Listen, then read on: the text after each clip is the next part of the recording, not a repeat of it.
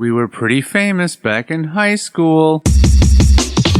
Trust us! Had a whole future ahead of us, but now we suck. All that potential now is flowing in the aqueducts. Through the sands of time, many did forget. But now our time has come to resurrect. But a podcast? Sad I know, but can you blame us? We are desperate to be much more than high school famous.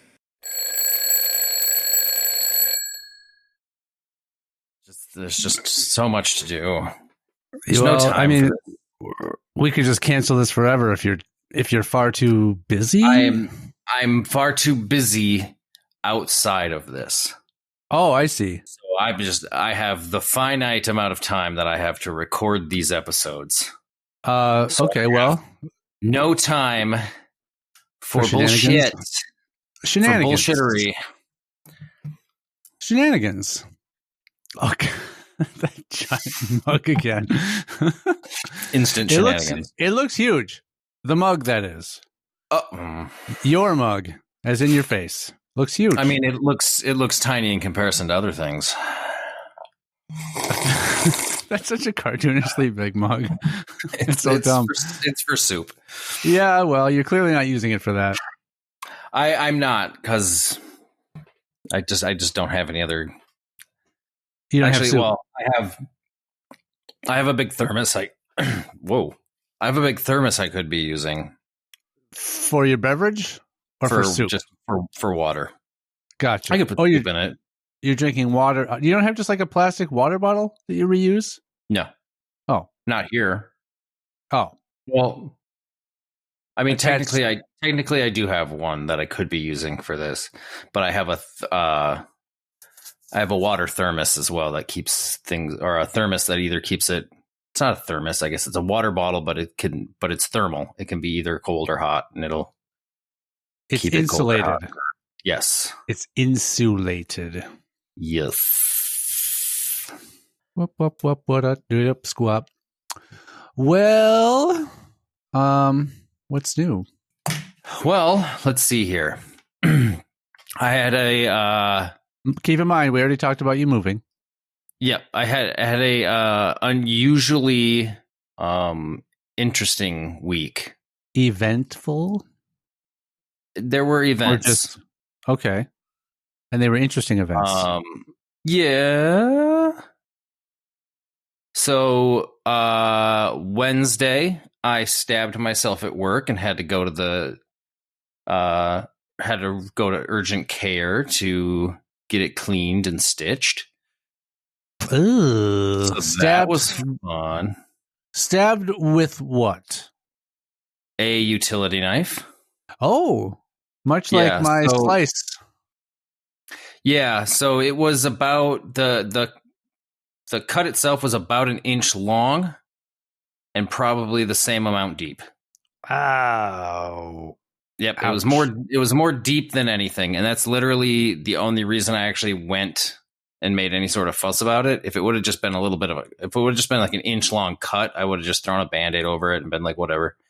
It's bleeding, sure. Yeah. But this was deep, so I'm like, yeah, I guess I should probably go and make sure that it's not dirty and it's not going to get an infection and all that stuff. So that was fun. Spent about 2 hours at the doctor with that. Or no, it wasn't even 2 hours, but the crazy part was the longest two parts were waiting just for the receptionist to first even talk to me when I got there, because she was on the phone with somebody. As your stab victim. Yeah. But I found out once she got off the phone, she was actually on the phone with somebody from my job to get all the workman's comp paperwork filled out. So I'm like, okay, cool. I still think tending to your wound is first priority versus clearing up paperwork. At this point, it mostly had stopped bleeding already. Gotcha. Like it was just kind of bleeding at this point. And then, so then about 2 minutes after that, they brought me back, took my vitals. The nurse kind of did a quick washout of the wound to kind of flush it out. Yeah. So then I could see inside of it really well. Well, And so saw that's what just you how want. deep it really was. saw the little tissue just kind of like hanging out. And then I waited about 30 minutes, maybe more, for the doctor to actually come in and stitch me up. Okay. So now I'm just sitting on the exam table with a fully open to the air wound that is now beginning to sting because it's open to the air. So they cleaned it out.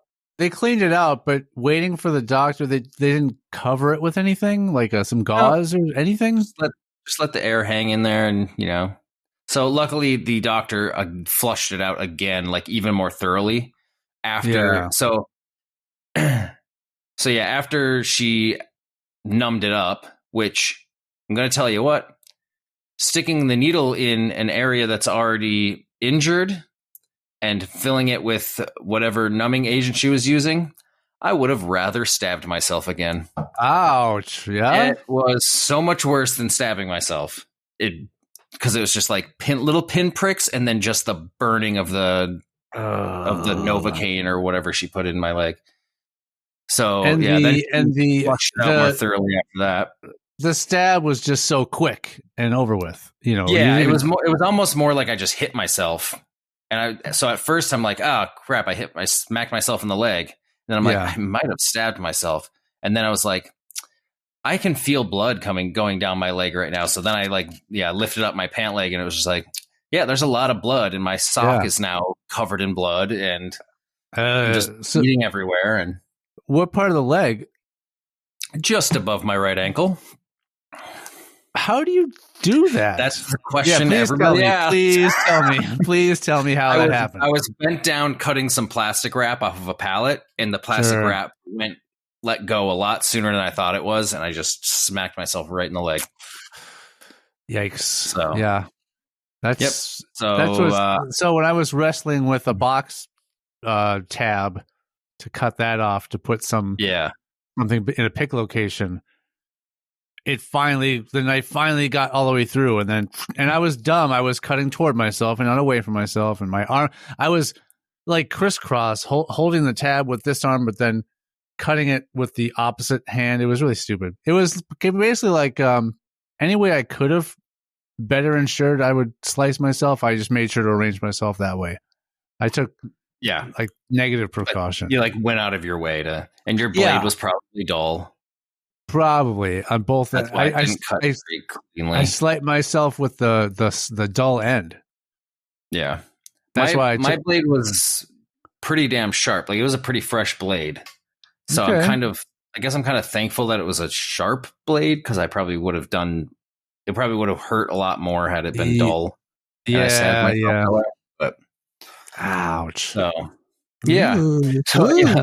Also, while I was there, they kept asking, or the nurse asked me if I was up to date on my tetanus shot. And I was like, fuck, I'm like, I'm not sure, but I think I am. Cause I'm like, it's every 10 years, right? And she's like, yep, every 10 years. I'm like, I've had to have had one in the last 10 years. So I'm like, I'm thinking about it for a little while. Then I'm like, I'm pretty sure I got a tetanus shot at this very clinic not super long ago. She's like, last time you hurt yourself. I'll get to that. See, I know you. So she's like, okay, I'll look it up or whatever. And then while she's gone and looking it up, I remembered that it was not the last time I was in there for a workman's comp issue, but the time before that I was in there for a workman's comp issue. How many times before they consider you just a liability and they say you're not worth keeping because you cost us too much money? I told the doctor, I'm like, I assure you I am not accident prone, but because even the doctor then, so the nurse came back in and she's like, oh, yep, we have it on record. February of 2022, we gave you a tetanus shot. I'm like, yep, I remembered. I didn't remember the date, but I remembered, yes, it was definitely here. And so then when the doctor came in, she also asked if I was up to date on my tetanus shot. So I'm like, yep, I remember now. It was February of 22 when I was in here for a different workman's comp issue. That was a time where I pinched. We maybe had even talked about it on here, where I had pinched the skin of my finger, and then they talked about I potentially could have lost my finger had it gotten infected in a certain area that it didn't, thank God. But Yeah. so that was that time. So I got a tetanus shot that time. And then the last time before that I was in there was because I threw my back out. I was trying to lift something at work and my back popped. So I went in for another workman's comp thing. So that's 3 for sure. There's possibly been more. I mean, 3 in 8 years isn't so bad, even though they've all happened within the last 2. Yeah, so they're going to start looking at that. Well, if every 2 years he injures himself 3 times, roughly. Yeah, roughly. We might have to rethink this. I have just the one workman's comp situation. That was just the box cutter at Archway when I sliced my wrist. And that was a long time ago. I've had a lot of workman's comp things. That would have been, somewhere between probably, I would imagine it was something like 05, I would guess. So we're looking at almost 20 years ago now. Approaching 20. It's a lot harder. It's a lot harder to hurt yourself when you're at a desk job now, though. Physically. Yeah. I mean, they say sitting is the new smoking. So, I mean, I'm basically. Who says that? A lot of people say that. Why? It's just this, push to try to encourage you to be up and moving around more versus just sitting down all day. Okay. You haven't heard that before? That affects your lungs in what way? They're not saying it causes the same negative effects that smoking does. They're saying that it's another sort of thing that you should try to avoid doing too much. Otherwise, you could develop some long-term negative effects, over time. Like things like just your overall mobility will decrease and things like that. So, I mean, we're in an era now where it's very encouraged to get like a sit-stand desk where you can stand up and do some work every now and then versus just sitting in the chair the whole time. So I'm fucked while we're recording then because I'm sitting and smoking. That's true. I don't know why you insist on one of those things is completely avoidable, but you just do it anyway. I mean, they're both completely avoidable. You could stand and record, yeah. Yeah, I could stand and record and not smoke, but I could raise up the monitor and stand up, raise up the mic and the lights. I could probably stand up and record too. But I don't have anything to, if I need to type something, then I got to sort of hunch over and type down on my keyboard that's way down because I don't have a sit-stand desk. Yeah, nor do I. I thought about getting one when I got this desk, but there's just nothing else to them ever. It's just a surface with legs. There's never any sort of compartments or drawers that you can put something in. That's what I call women. Why the legs part? Are you surface with legs? That's it. I don't know why. Yeah, I don't know why I get specific with the legs part. Yeah, you don't seem to be attracted to anything else. Surface with legs. No, some of them come with like a hook, maybe for headphones or something to hang your headphones on. But largely, there's never a drawer or a shelf of any kind for you to store things. So, do you have drawers and shelves on your current desk? There are some shelves. Yeah, there's some shelves down here, and they hold some things. Things you don't care to mention?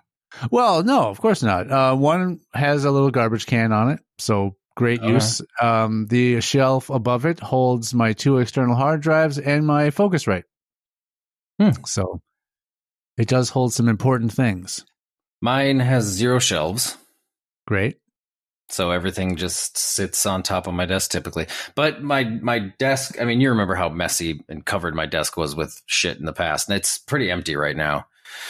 I'm going to try to be better about keep it as clean as possible. I did. Oh, and I sent you the photo. I did put my my panels up finally.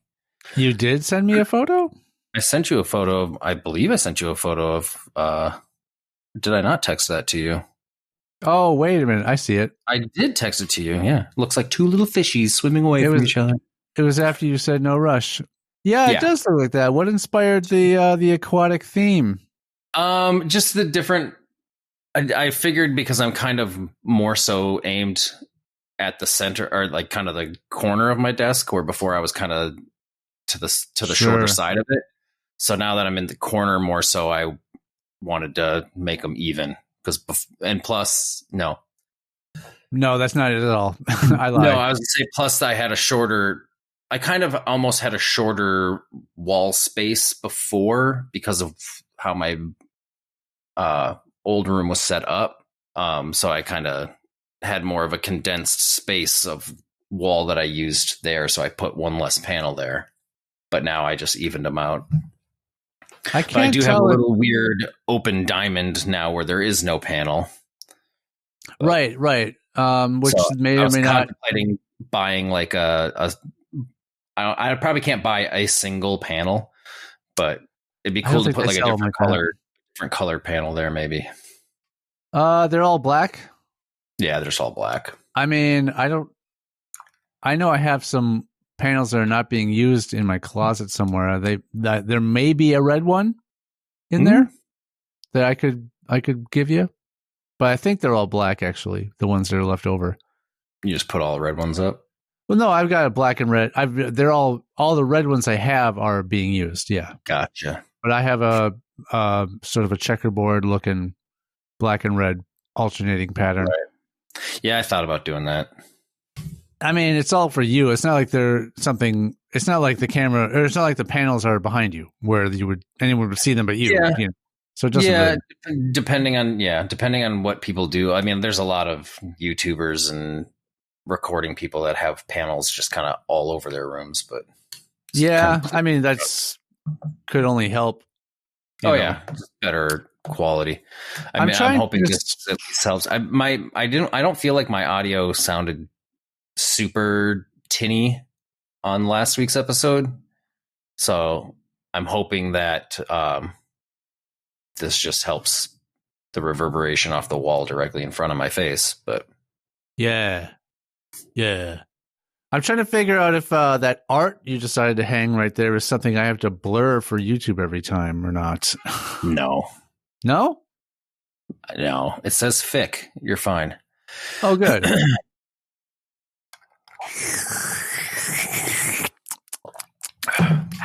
The stabbing happened on Wednesday. Good. Guess how many stitches? Well, it's 1 inch long. Three guesses on how many stitches I had. The first question is, are there any internal stitches? No.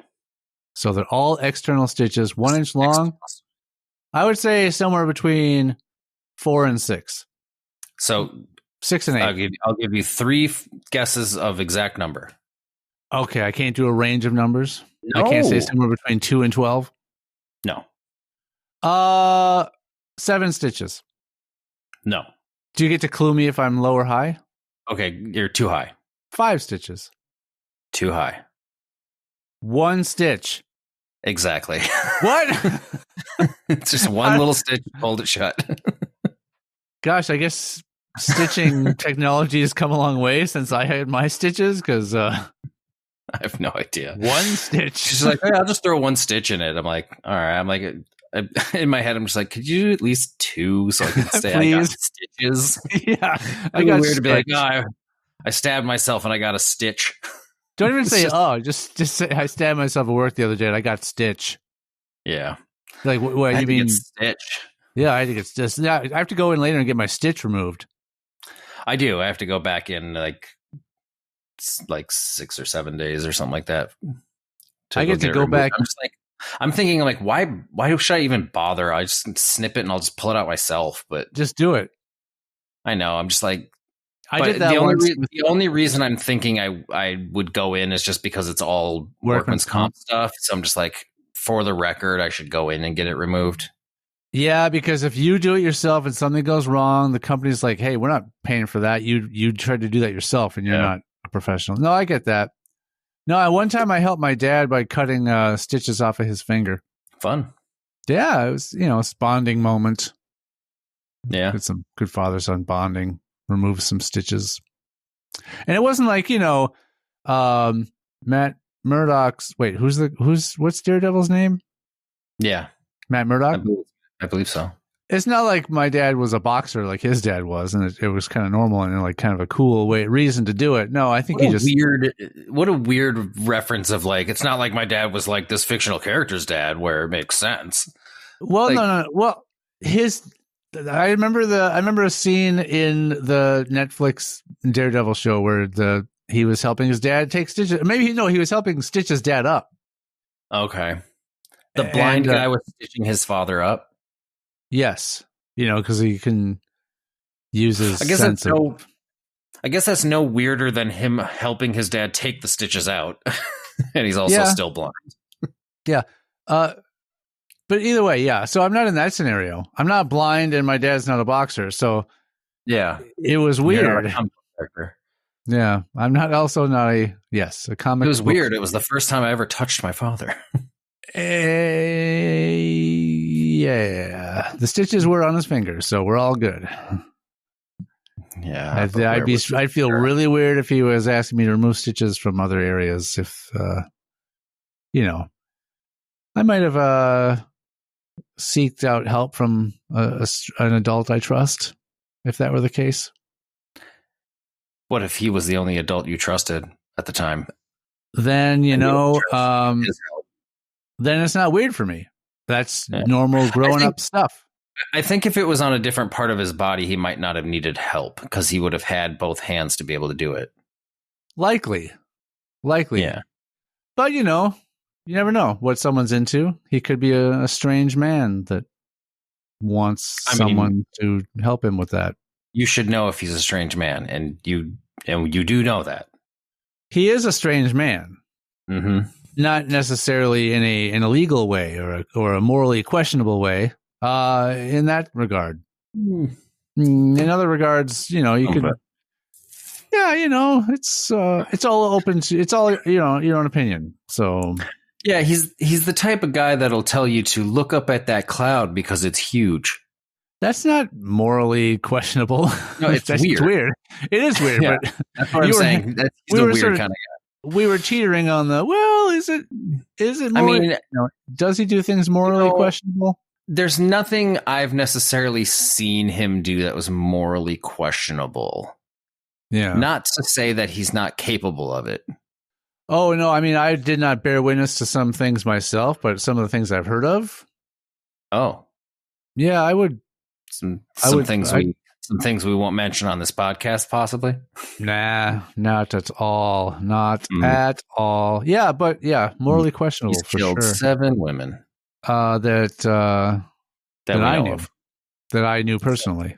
Oh, 7 women you personally knew. Yeah, there could be more strangers. That makes he's sense killed. now. There have been a few people that have suddenly like, why is this person not around anymore? Yeah, they used to be around, and now they're not. Yeah. Yeah, Now and they're everywhere. I saw on the news. I can't seem to get away from hearing about them. And I meant like they've been dispersed in many places. you just wow, and they're still around. Like, No, they're even- everywhere. Now they're everywhere. Yeah. I see, but you said I see them everywhere. No, Like, I said, they're and just- now they're everywhere. Oh, okay. I thought you said Like, now I I see haven't them. seen them in a long time, and I said, and now they're everywhere. Ah, I misheard you when you said that. I was like thinking like you see them on the news because there's a report about them being missing. And then when you said no, they were dispersed, I'm like, well, all the parts of the body that were dispersed that included bones, you would possibly be able to still see some of that. But any part that you did, and you their did- bones are somewhere other than their flesh. right. Yeah. That's what they wanted. Mhm. That's what they wrote in their wills. That was their wishes. Yeah, I should include that in my will. It's really difficult. So the problem is it's really difficult to put stipulations of what to do with your body in the will when typically the will reading happens well after the funeral. Typically, yes. Yes. Yeah, that's a good You point. have to probably stipulate in your will that your will is read prior to burial, Well, prior to any preparation of your body. Well, so where do you determine or establish or whatever declare that you want to be buried versus cremated or body donated to science? That can't be in the will. Where do you do that? Someone has to. Whoever's helping you Living with your will. maybe? Yeah, maybe that kind of thing would be in the living will. Yeah. But I thought a living will was just The will you I don't- make before you die. You know, I don't know enough about this stuff. I should know more. yeah, we should probably. I mean, I'm near death. I want to say, yeah, I want to say at least we're still young enough to not have to necessarily worry about that, but you never really know. Yeah, I it's guess you just tell crazy. people around you, just tell a bunch of people you know, so that enough people know what your wishes are, so that when it happens, there's a consensus on what it's happening. Yeah, they'll ask one person, and they'll be like, "Yeah, there's no way that could be right." So let's go ask some other people that he knew, and then they'll be like, "Yeah, no, he wanted this." Really? We've had multiple reports saying that this is what he wanted when he passed. That I guess we have to do you it. just got to make sure you always leave a note prior to death. Sure, prior to a planned self-inflicted death. No, not necessarily. Just like if you're about to die, make sure you leave a note.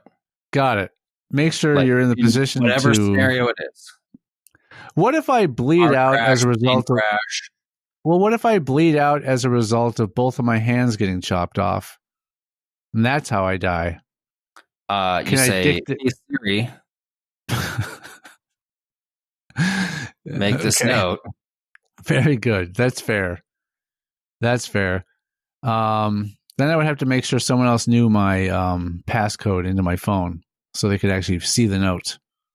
Well, and then you could tell Siri to text it to somebody really quick. You're like, "Siri, text Matt," and then you're like, "This is my death note. I'm bleeding out. These are my wishes. I want a To full live. open casket, from head to toe open casket. I want all my blood back in that casket with me from this bleeding. I'm bleeding into a bucket right now, so you can pour it into the casket." Yeah. I Um, decided first to try to drink it to see if it could somehow keep me alive. But I think that's failing.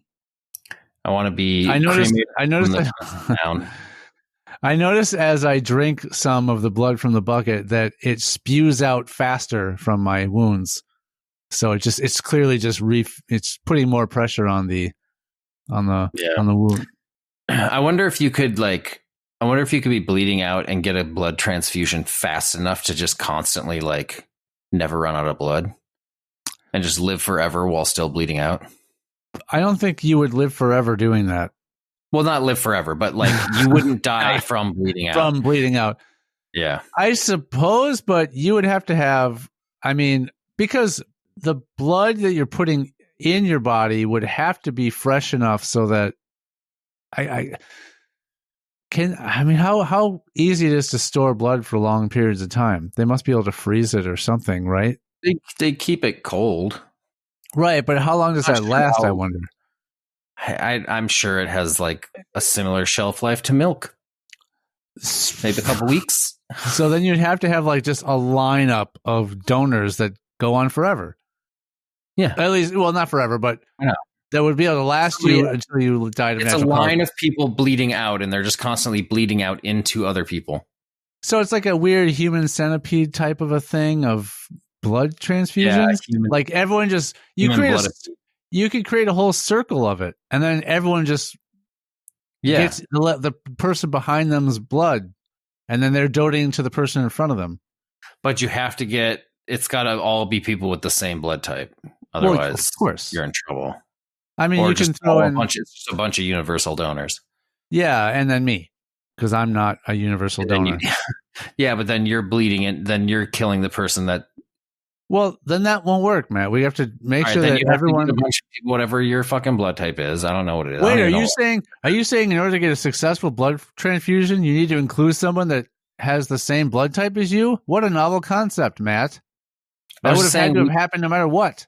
No, I was saying for you to keep it going because you can't get a bunch of universal donors because you're going to fuck them over. Right. Or can a universal donor take non-universal? Can they take any blood? Well, there's two they kinds. Can give to anybody. There's one kind that can accept any type of blood. Then there's another kind that can give their type of blood to anybody. I think if you're O, then you can only take O. Or no, you can take everybody, but you can only donate to someone. No, that's not right. I don't know. No. If you're O, I forget if it's positive or negative. You can take blood from anyone, but you can only donate to another, say, O positive person. But you can accept blood from anyone. I think it works that way. And I think maybe negative is the opposite. Like O negative might be that you can donate to anyone, but you can only accept other O negative. Okay. I forget. I think I'm like A or something, A or B or whatever. I don't know what all the blood types are. Well, there's A positive and negative, B positive and negative, and then there's just O positive and negative. Okay. I think I'm A positive or negative. I think. I honestly don't. I've never cared to ask. I've never needed to. I don't believe I've ever needed to take blood. I never had to take blood. There was a few times at work when they were doing a blood drive that I donated blood, and then they gave me some kind of card. They gave me something afterward that showed me what my blood type was. It was a cookie. They gave you a cookie afterwards. Yeah, it said A+ on it. Like I did a great job. Yeah. Actually, I did not so well of a job because I said A-. I'm A negative blood, just in case you were wondering. But yeah, they gave me something. They gave me a card later on, like in the mail or something, that said, "Thanks for donating blood," and it said what my blood type was. Interesting. So you've never been someone noble and careless enough, not careless, but selfless enough to donate blood, it seems. I've probably donated blood. I don't remember if I have or if I wasn't able to or something. Unsolicited? Like you just start bleeding all over somebody? No, I mean I've definitely been hooked up and had blood taken from me, but I don't remember if I could. I don't remember if I was donating or if I couldn't donate or something. Because of the AIDS? No, they don't care about that anymore. They definitely do. Just kidding, though. Well, I mean, it's not like I can trick someone into donating blood when they have AIDS, because they wouldn't be allowed to, even if they tried. Right. I mean, I'm sure they test all the blood and everything too when they take it, in case the person has something that they didn't even know they have. Oh yeah, of course. They absolutely have to. Yeah, they have to. Because you could lie on the form, even if you knew you had something. You could just lie and say you didn't have it. That's your way of getting revenge. Like, oh, my old boss, who was a jerk, happens to be someone who needs blood that is my type. I will donate it to them, and I do not have gonorrhea. So yeah. So, anyways,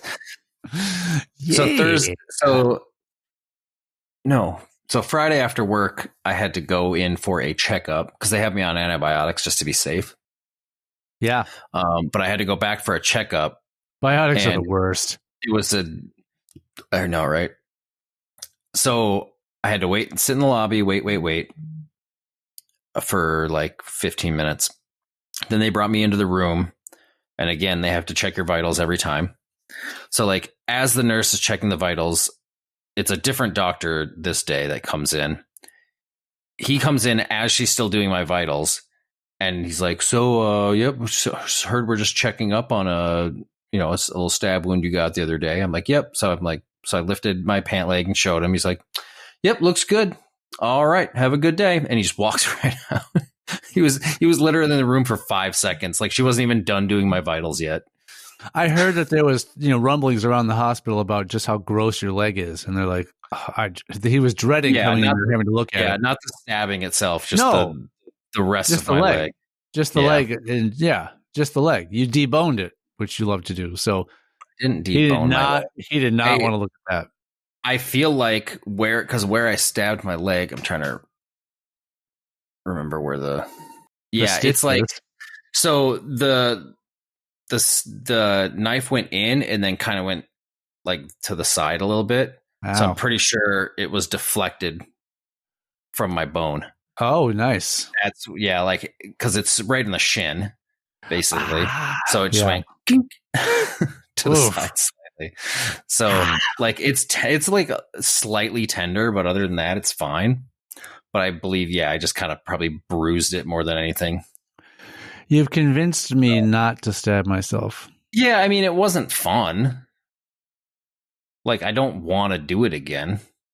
It It's so wasn't crazy. the worst thing that's ever happened to me, but Like, I've had stitches twice, and that's the extent of my injuries. And so when I had rolled my ankle a couple of years ago playing basketball, I was like freaking out.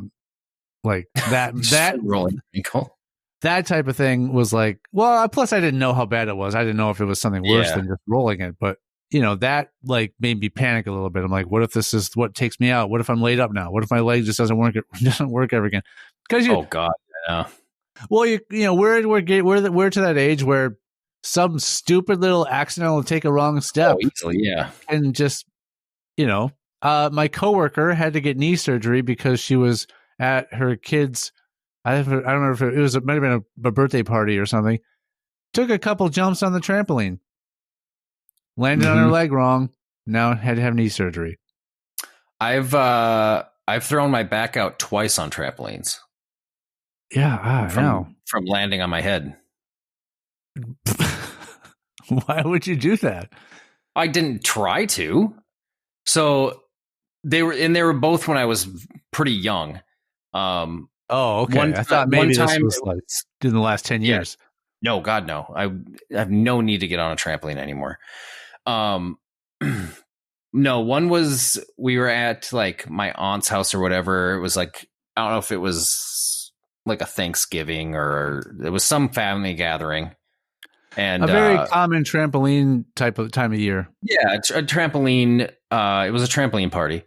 And November. So Late November. everybody was doing the double bounce thing. We were double bouncing people in the middle.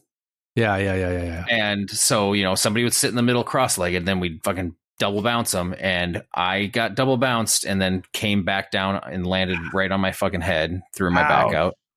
Yeah, Ouch. I was pretty young.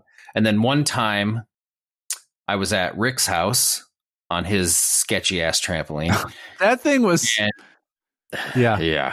And trying to do backflips, and I couldn't land backflips or whatever. I could fully flip around, but I'd always just like land on my knees. I would never like actually land on my feet. Yeah. So he's like, "Oh, let me help you do it," or whatever. So he tried to like help me flip spot you. I remember this. And I landed right on my fucking head. I'm like, how was it worse? How did I do worse?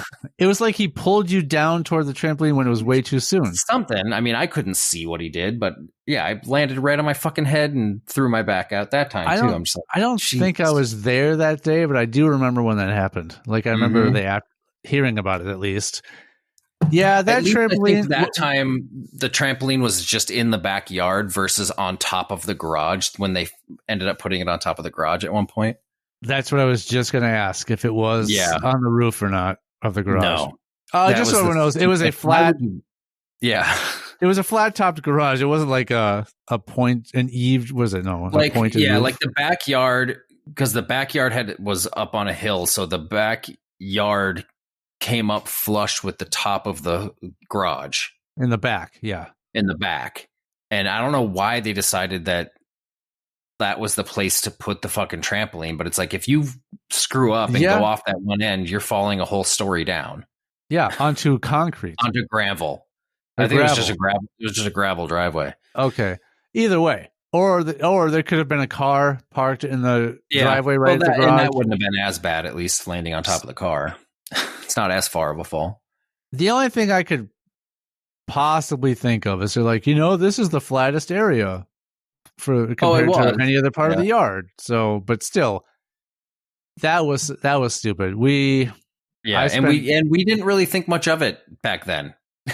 No, it was weird. Like, the place to jump. I think we thought, we know what we're doing. We got enough control. Like, it's but that all of us, we're young and we're invincible bullshit.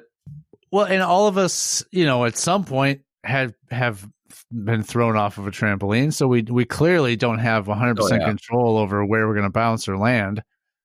Like, when you land, you kind of get your leg in between the springs and stuff like that. Mm-hmm. Messy. And he didn't even have one of those nets. That wasn't even like popular then. Was to have one of those sort of nets around the outside, just open air. No, I think they started rectangular trampoline. they started doing nets because too many people were falling off the top of garages. So they had to start putting nets around them after that. Makes sense. Yeah. And now a lot of those fucking trampolines, they have them like dug into the ground. So the trampoline is at ground level.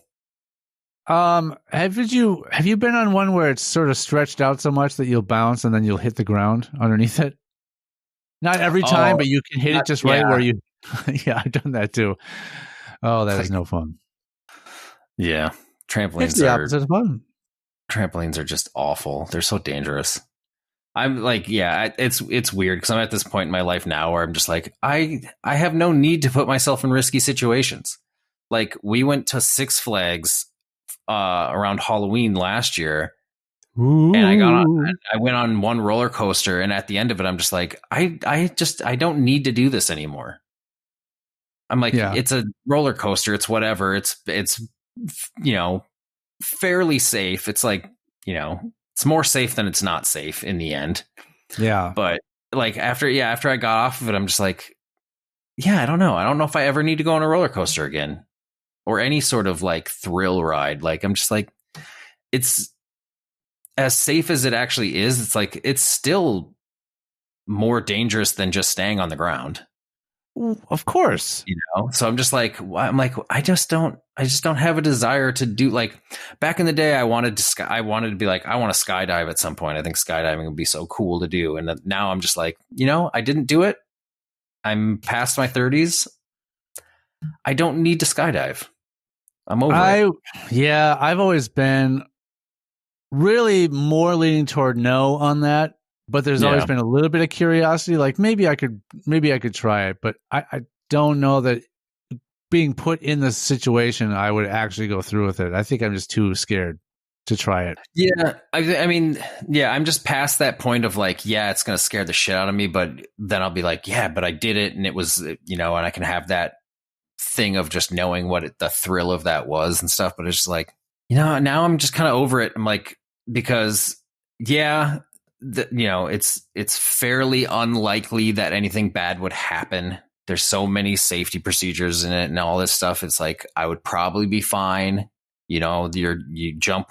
It's, your first jump is always tandem jump anyways. So you're with a professional, but it's like, but you're still just hurtling towards the ground. And if something does go wrong, you're just dead. Like there's no saving you if something goes wrong.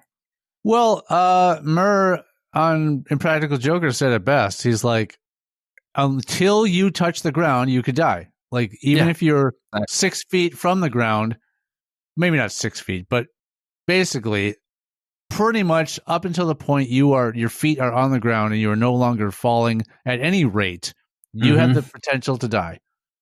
It's not like when the chute opens, you're good. Yeah, but even even once the chute is open, like look how high off the ground you still are. Like, it's like, okay, the parachute it's maybe comforting of like, okay, I'm no longer falling at 175 miles an hour towards the ground, but I'm still how many hundreds of feet off the ground. So it's like that chute could still tear or whatever. And there's a backup chute, but now I'm how many feet to the ground? The backup chute is gonna, you still want to have that thing pulled when you're still well enough up so that you can. Well, the good thing would be, the good thing about if the original chute deploys successfully and you're sort of going down at that slower rate for a while. If something happens to that chute and you need to resort to the backup chute, you wouldn't instantly be falling at terminal velocity. You would just be starting to speed up again. So how much more frightening would that be in that scenario where you're like, okay, the descent has slowed, the parachute's open, then all of a sudden, rip, and you start falling faster again. It's like, oh my, that to me would be worse than the initial jump out of the plane. Well, because part of it would be that just because something may have happened to the chute, that doesn't mean that all of a sudden the original chute is completely disconnected from you and it's not affecting the way you fall. Oh yeah, because then you can get tangled in it. You could be get tangled. in the original shoot, you could get some sort of, you can be caught in a spin and you get Mhm. so disoriented. You could pass out just from the G-force of spinning really fast in the air and then not even be conscious to pull the backup chute. Yeah. I mean, in that case, like if I'm inevitably going to die, I kind of I'd rather pass out beforehand. Sure. Because I don't want to like have that like moment of like, here comes the fucking ground. This is it. Like, yep, like you have that exact moment right before impact. If you wanted to, you could turn yourself up to face the sky so your back is falling to the ground, and then you would just be like a surprise. I don't know if that would be any better. I mean, I'd probably end up like having a heart attack or a panic attack that would fucking take me out prior to hitting the ground.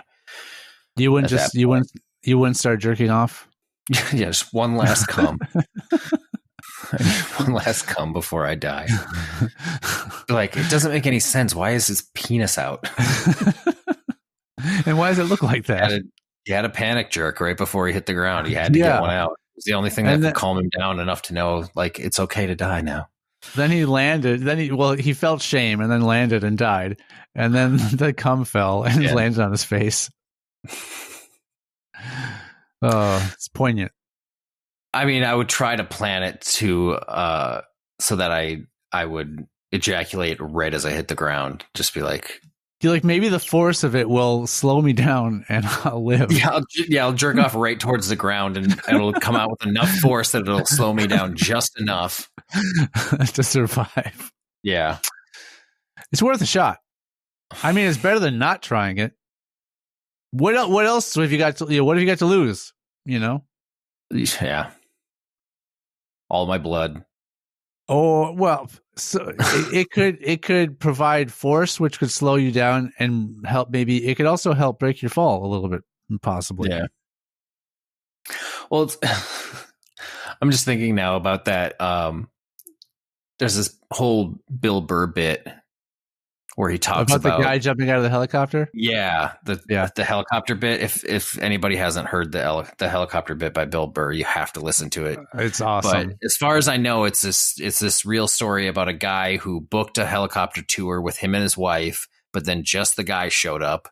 But the tour guy was just like, "All right, whatever. It's weird, but I'll take you on the tour."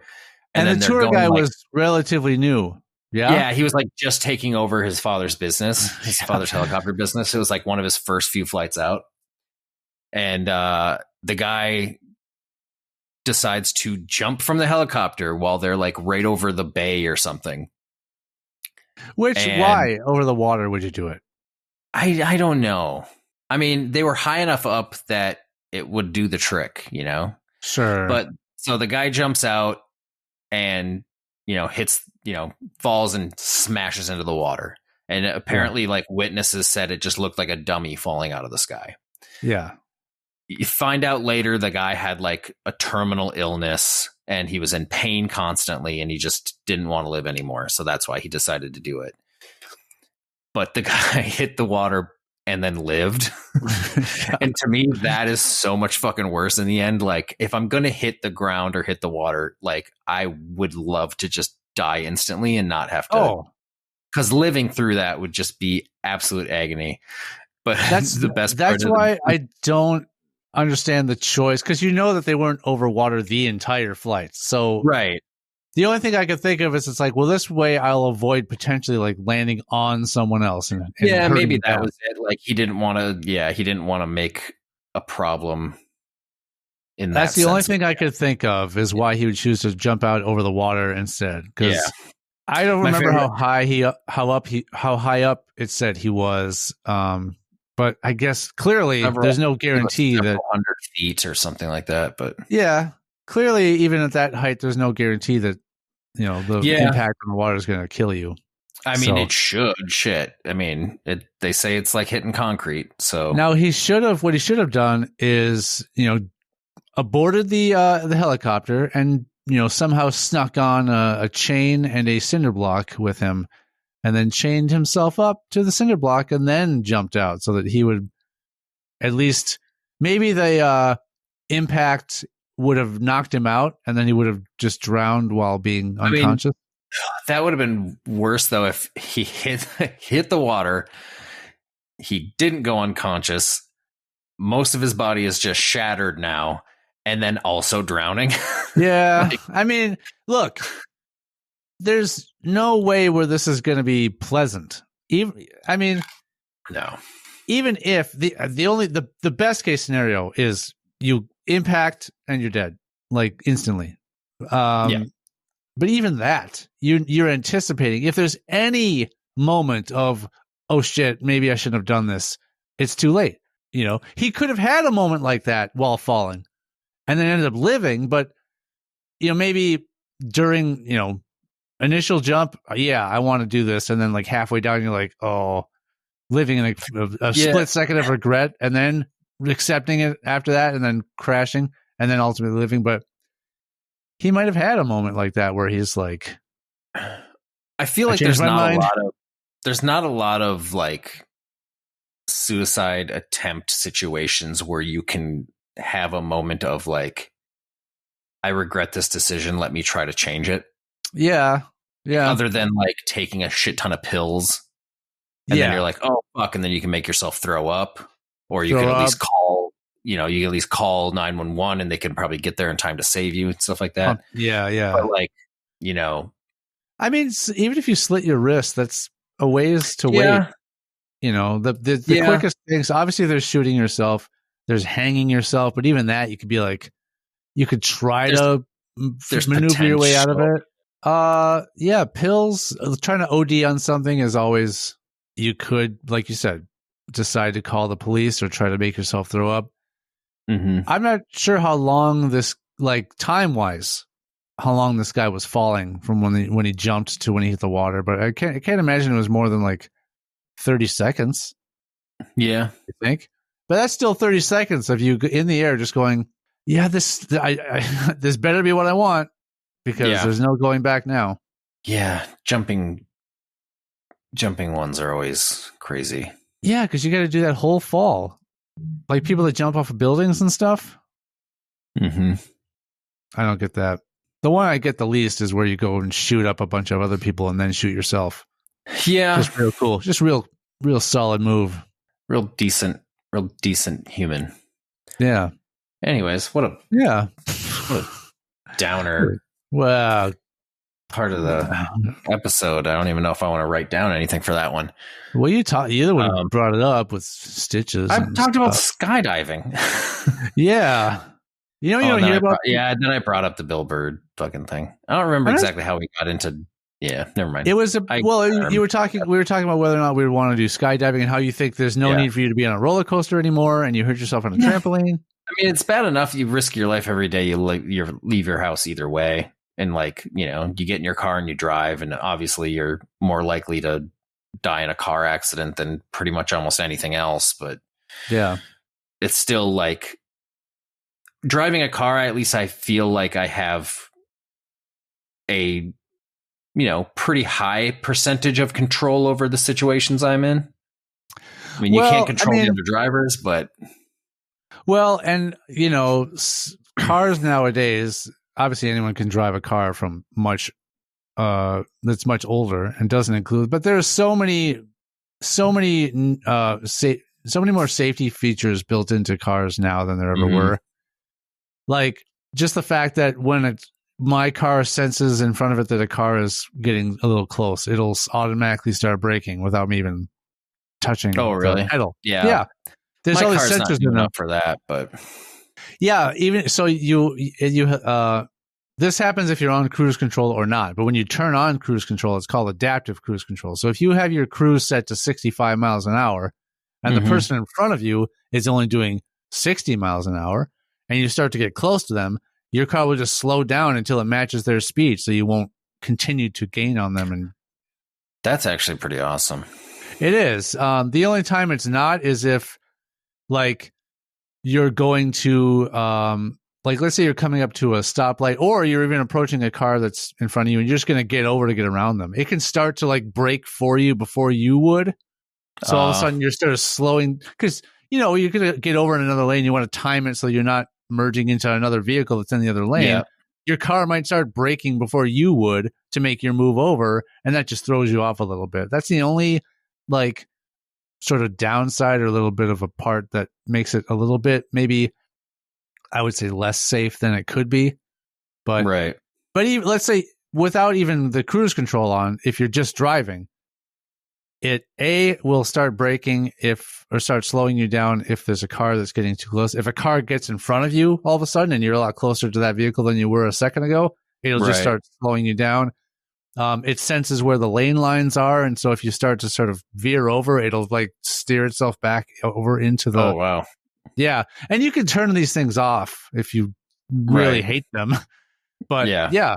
Like this is too digital. I like to be analog when I drive.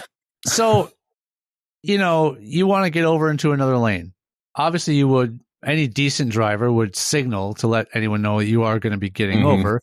But let's say you start to go over a little bit before you happen to turn your signal on. It'll like fight you. It'll like, oh really? I will kind of fight you. You have to, yeah. So if you have your turn signal on, it like disengages that. Yeah. So you could just cross over. Okay. Yes. Yeah. So it only does it if you have no signal on, because then your car is going, well, this person has no intention of crossing over into another lane. Or I guess that's helpful for people who like pass out when they're driving and shit like that too, and then they all of a sudden just go off the road. It might at least jerk the car enough to maybe wake them up or some shit. Well, because it can if it comes at it harshly, it probably would. I'm not sure how extreme it will get. Like if you're driving 60 something miles an hour and you're coming up to a sharp turn where you want to do like 40 miles an hour or less to take the turn. If you come straight onto that, I don't know if it has enough correction to have you prevent you from going off the road at that point. If you're I'm wondering, because it would almost be more dangerous for it to suddenly be like, oops, and it turns super hard to the right. It could roll and stuff. But yeah, like I've been driving and just, you have to have your hands on the wheel still. Mm-hmm. It's just like those features in like Teslas where it'll anyway, you still have to have hands on the wheel. It can sense when you're not holding onto the wheel. But I've where my hands are on the wheel, but I'm not manipulating the wheel at all, and I've let it just take a wide turn when the road curves just on its own. It just does it. So it's crazy. But yeah, the reason I brought all that up is, yes, you're more likely to die in a car crash than in a lot of other ways. But I'm just comparing all these built-in safety features in modern cars versus you still skydive with the helmet. That's basically your protective gear is a helmet. Yeah, it's interesting to think about, like, what is that helmet going to do? Well, you know what? For you, if your chute doesn't open, that helmet's not doing much. I was just thinking of, speaking of when Murray did it, when he skydove, I don't think he was wearing a helmet. Wouldn't it be skydove? Dived isn't the past tense for dive. When he went skydiving. When he saw a skydove. Yeah, now that I think about it, I don't think he was wearing a helmet for that part. Do you need to wear a helmet skydiving? Question asked. There's more than just empty sky up there. Flying with other skydivers means that the possibility of collisions, and wearing a helmet could be the difference between a good laugh and a concussion, especially on skydives with high speeds like free flying or wingsuit jumps. Well, it doesn't tell me if it's something you have to do. This says, why do skydivers wear helmets? I don't know why someone would pose that question in the first place. Maybe to say, is it really going to help you? Anyway, I don't know if I'm going to find a solid answer on this. Why don't tandems wear helmets, but their instructors do? That's right in line with what we're talking about. It's a question that comes up from time to time. Why do tandem students not have to wear helmets, but their instructors and other skydivers do? In short, there's no safety requirement for helmets on tandem students in the UK. Your instructor is primarily wearing theirs as it holds their audible altimeters and protects their head from any potential knocks, which are highly unlikely but would be problematic given they are responsible for the operation of the parachute system. I guess that makes sense. Yeah. Yeah, I wouldn't want my instructor to get knocked out while I'm falling, and then I have to try to figure out how to pull the chute. If you've elected to have your tandem skydive filmed and photographed, your camera flyer will also be wearing a helmet, which allows them to attach usually 3 cameras to their head and capture your experience. All other skydivers are required to wear a helmet for their skydive, which includes anyone learning to jump solo right through to the most experienced jumpers. So I guess the only person in the act of skydiving that does not need to wear the helmet is the one with the least amount of experience. Yeah. Great. Because you're strapped to a person who's got a helmet on. Right. They don't care if you get knocked out. Yeah. And they don't your experience. No. At least maybe they'll film it and then you'll still have a memory, or not a memory, but you'll still have record of it you can watch later. Yeah. But here I am, fully knocked out, and well, are you talking about getting knocked out or passing out? Well, either or. Because if you have a helmet on and you pass out, you could pass out with or without a helmet. Yeah, it'd be getting knocked out. Because passing out is very safe. It's okay to do it without a helmet, is what I'm saying. It's not exactly safe.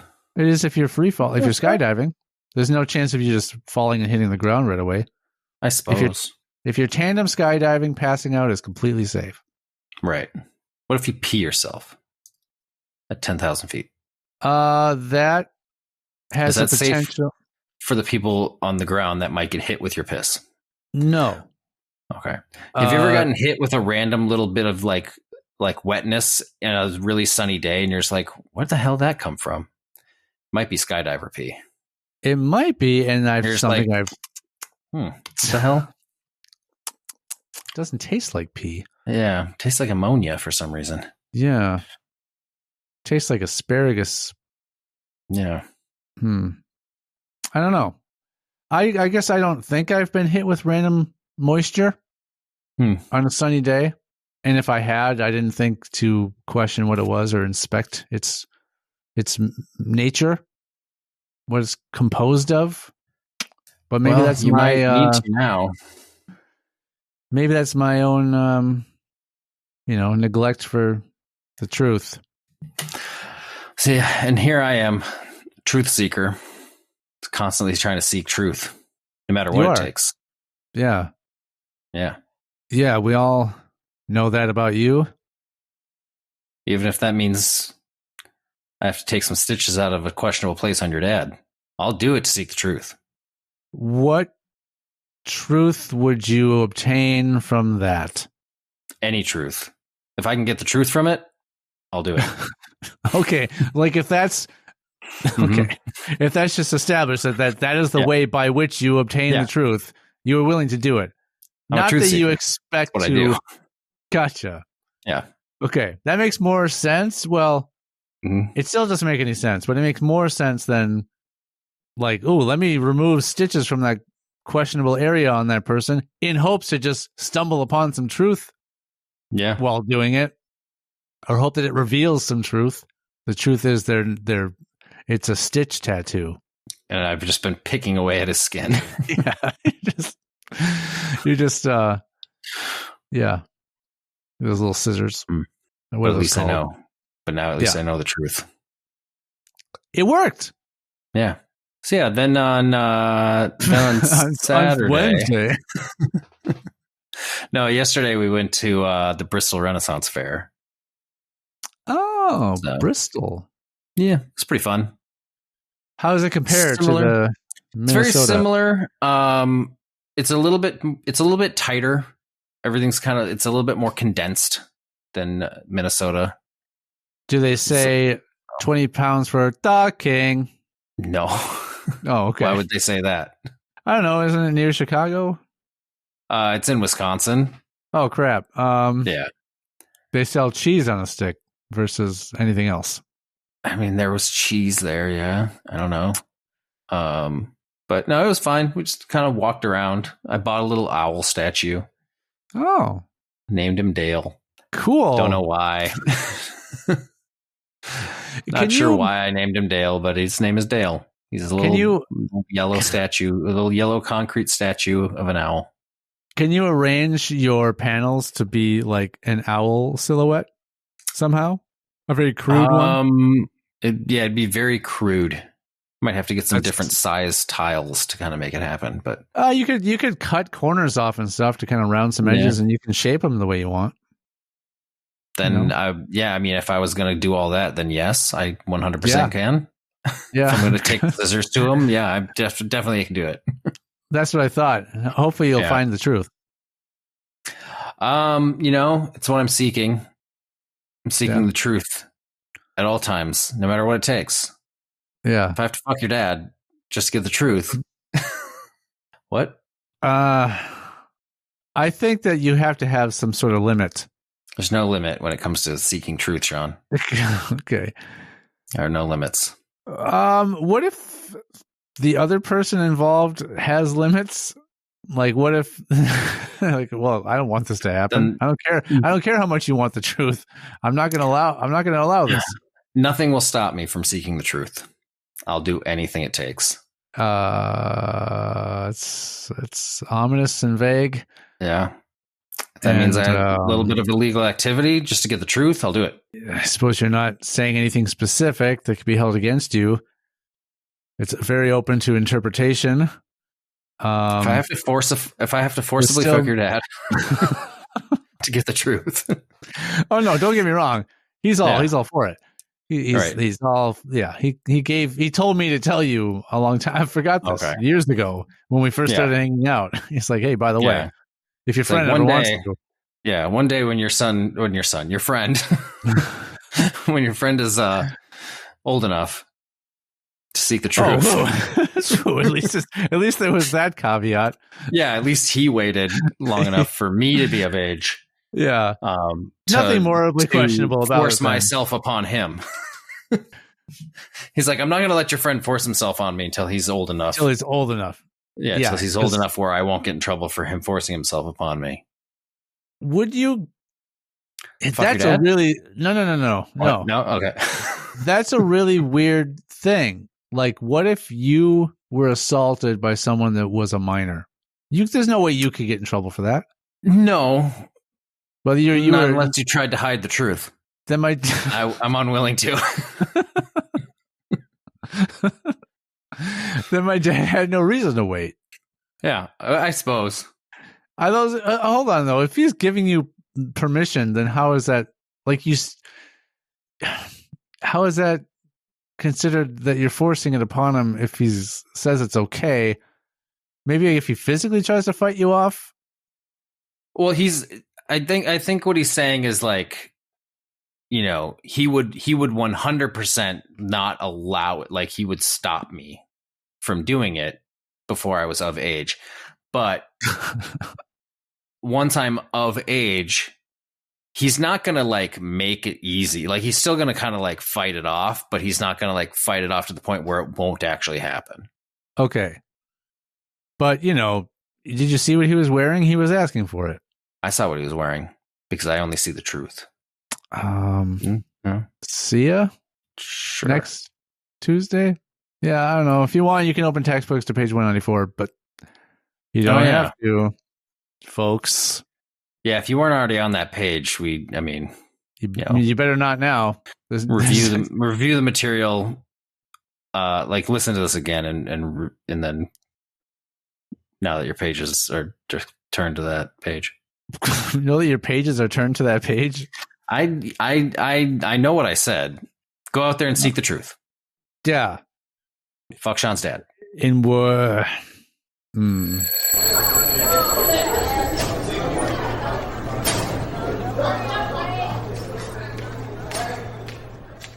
If you have a question, complaint, or threat for Sean or Matt, you can reach us on YouTube, TikTok, Facebook, X, or Instagram at hsfamouspod, or you can email the show at highschoolfamous@gmail.com. No animals were pleasured during the making of this podcast, despite our best efforts. All hail our Lord and Savior. I'm not blind and my dad's not a boxer, so it was weird.